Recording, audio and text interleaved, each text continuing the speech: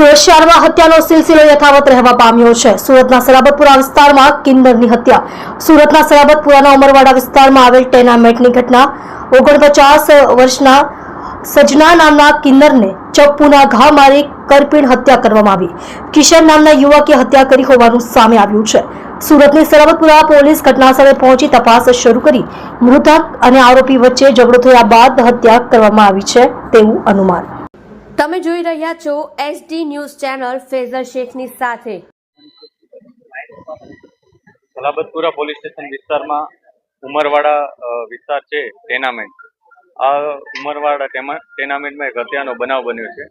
આ ઘટનામાં હકીકત એ મુજબ છે કે આ ઉમરવાડા ટેનામેન્ટમાં એક બેન રહે છે, એમની સાથે એમનો દીકરો કિશન એ અહીંયા જ રહે છે।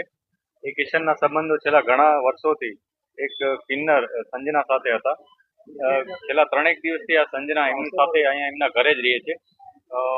આજ સવારે બંને વચ્ચે કોઈ પણ કારણસર ઝઘડો થયો હોય, કોઈ અણબનાવ બન્યો હોય અથવા અન્ય કોઈ કારણ હોય, એને કારણે તીક્ષ્ણ હથિયારના ઘા મારી અને જે આરોપી કિશન છે એણે સંજના ઉપર એટેક કર્યો અને એનાથી એને મૃત્યુ નિપજાવ્યું હતું।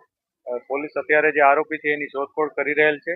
આ ઉપરાંત જે ડેડ બોડી છે એને પોસ્ટમોર્ટમ માટે મોકલી આપેલ છે। પોસ્ટમોર્ટમમાં જે પણ વિગત અમને મળશે એ મુજબ અમે આગળની કાર્યવાહી કરીશું। આ ઉપરાંત આસપાસના લોકોના અમે નિવેદન પણ મેળવી રહ્યા છીએ અને જે અન્ય પુરાવાઓ છે એ પણ ભેગા કરી રહ્યા છીએ।